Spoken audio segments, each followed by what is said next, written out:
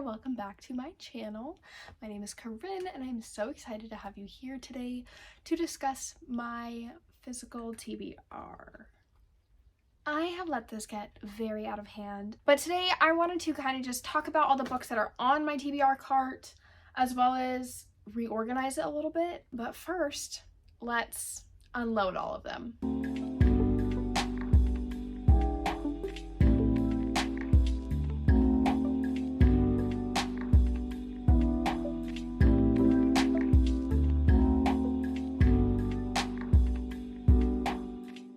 Okay, so we'll just start over here.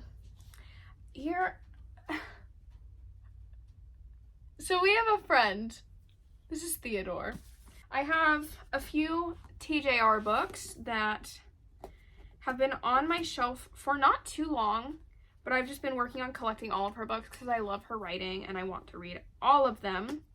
But I really want to read them over the summer. So if I find them at like a half price books and it's one I don't have already, I buy it there. Here's all my Taylor Jenkins Reads books that I have on my physical TBR. Going in order from top to bottom, I've got Malibu Rising. This is a very summery book that takes place in the 1980s. I think it's interconnected with The Seven Husbands of Evelyn Hugo. Let me know if I'm wrong, but based on the back, I think that it has to do with some of the characters in there, which could be cool. And then I have One True Loves, which, let me take the sticker off.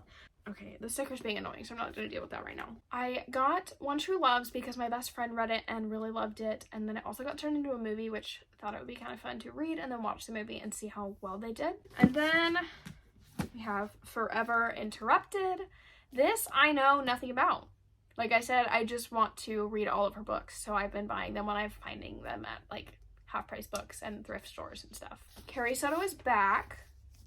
I got this one at a thrift store or a thrift bookstore in Colorado, and I got it for like $10 instead of the $28 that it is full price for the original hardcover, so I of course had to pick it up. So that's all my Taylor Jenkins Reid books. I am just going to stick these all together down here on the bottom shelf for now. And then moving on to my next pile, we have a couple books that I've had for a long time. I have When We Were Bright and Beautiful by Jillian Meadoff. This is an ARC. My mom got this a few years ago, read it and loved it, and then gave it to me. So a lot of the books I don't buy. I'm not necessarily in a rush to read, but I am excited to read it. This is Local Woman Missing by Mary Kubica. I think it's just a girl goes missing. Oh, there's a couple girls that go missing, and then eventually one of them returns. I think I might take this on my trip to Colorado next week, which could be really fun. I am going to be vlogging that trip, so keep your eyes out for that. The trees and the fog and stuff are really giving more of a wintry vibe, and it's still snowing a lot out there, so I think I'll take this with me next week, but for now, it'll go on the TBR cart. And then I bought these two books from Barnes & Noble in October of last year. This is Delicious Monsters by LaSalle Sambury, and these two books were both their monthly picks, and they sounded really good, and they were also buy one get one, so I got two. This one sounds really good. This one, I really couldn't figure out what it was about. My sister-in-law read it and still doesn't know what it's about, so I'm kind of scared to read this one. This one still seems very interesting, though. This book, however, is The Hexologist by Josiah Bancroft. Like I said, we can't figure out what it's about, but also the font is freaking tiny. This one is about a girl that sees dead people, and count me in. I want to read it more during like spooky season, so it's going to sit on the TBR until it gets to more of a spooky season time. Two more in that pile. We have I Fell in Love with Hope by Lancali. I saw this book on TikTok and bought it because it looked sad, and also this cover is just stunning. Like, are you kidding me? Beautiful. And it's like that soft matte.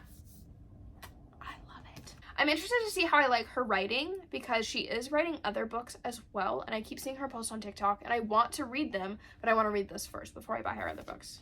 And then I have The Grace Year by Kim Liggett. This I saw Haley Pham, Destiny, Sarah, they all were talking about this book, so I picked it up and I read half of it actually.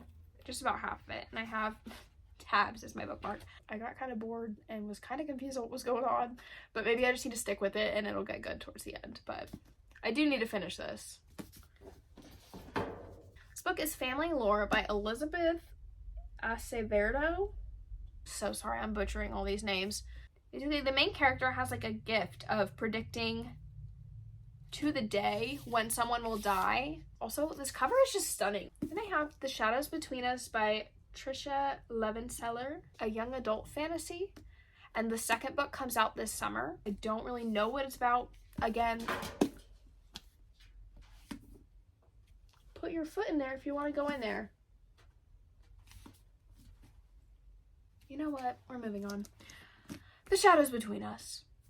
And then I got my 2 Book of the Month books for March. I got Kill for Me, Kill for You by Steve Kavanaugh.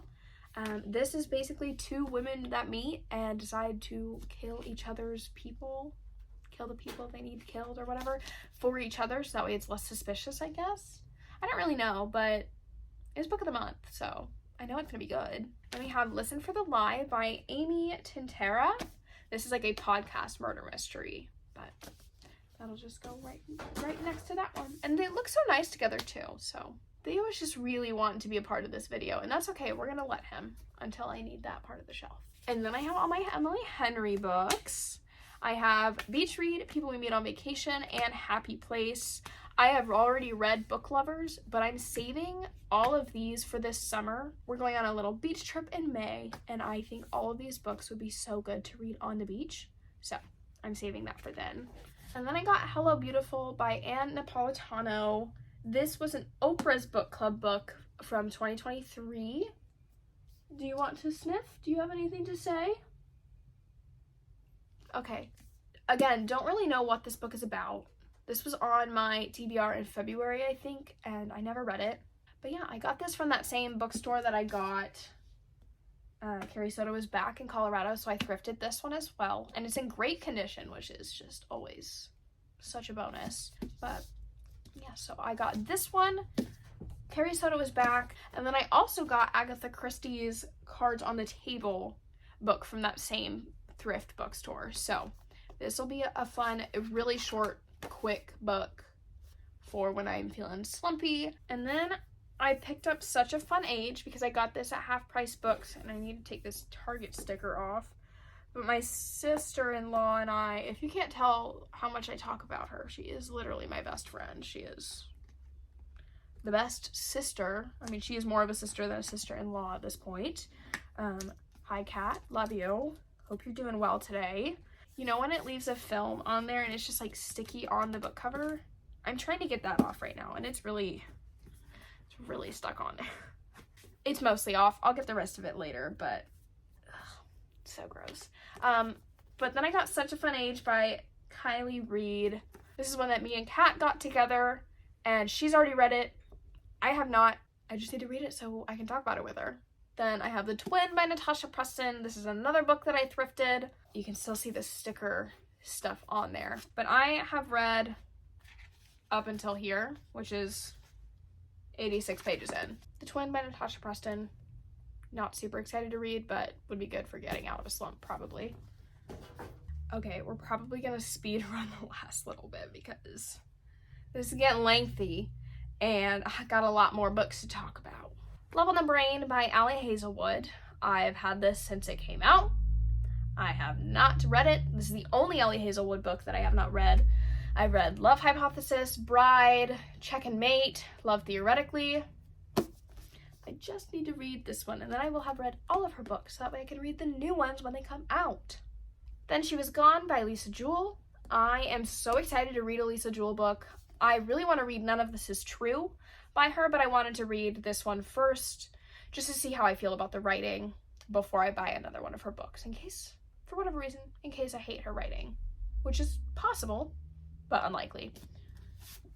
Into the Dark by Magnolia Parks. This is actually on my March TBR. I'm hoping to finish it by the end of the month, but I still need to read The Great Undoing, which is over on my nightstand because I am in the process of reading it. The Alice Network by Kate Quinn. This is another book that is a favorite of my sister-in-law's, and frankly, I just need to read it so that way I can, one, get it off my physical TBR, get it off my March TBR, and talk about it with Kat, because it's one of her faves. Lessons in Chemistry by Bonnie Garmus. This is a book that I've had for a very long time. I will probably actually pick it up today because I am just, for whatever reason, in the mood to read it. But I am excited to read this one and get it off my TBR because I've had it since December of 2022. The Infernal Devices trilogy. I only have Clockwork Angel, which is the first one. And frankly, I'm terrified to start this universe because I picked this one up as like, oh, it's the first in the trilogy. No, it's actually the first, and depending on the reading order you do, it could be the 7th in like a 40-book universe. I don't think it's actually that many. Take that with a grain of salt. It's probably like 20. But a huge universe, and I'm terrified to start the universe. I don't even know if I'm going to like it, but I might read this first one, see how I feel about it, read this trilogy, and move on, and not read the whole universe. But also, if I'm going to read the first one, I'm going to read all of them. So I haven't even touched this one, but I've had it for well over a year on my shelf. Hopeless by Elsie Silver. This is the last book in the Chestnut Springs series. I just haven't picked this up because I read 2 of them last month, and I am scared to end the series. But I'm going to try and do high priority, medium priority, low priority. If we're doing high, medium, low, this is how I'm organizing it.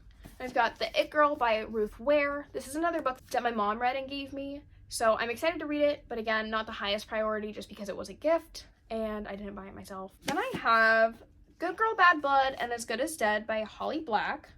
Nope, by Holly Jackson. Wrong author. These are the second and third books in the Good Girl's Guide to Murder trilogy, and I really just need to read them to finish the series. They're very quick reads because they are really young. But I think that's the reason I've been deterred from reading them, is because they are so young. And then I have Gallant by B.E. Schwab. This is the same author as The Invisible Life of Addie LaRue, which I rated 5 stars.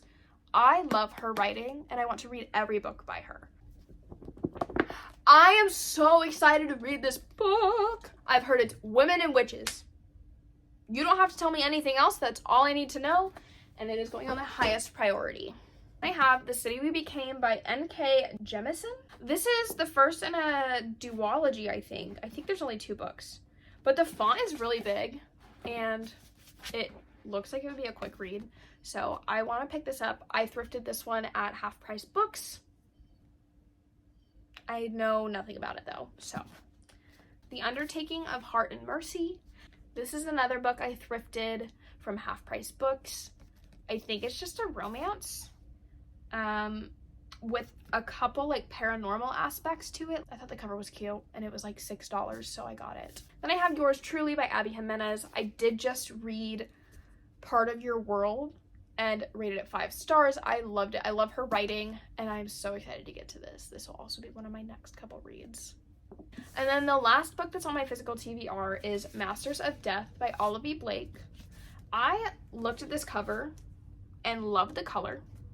I loved the hands and the skeleton and all that, and the title itself is just like really intriguing. And then when I read the inside of it, it sounded like a concept that I would really enjoy, so I got it.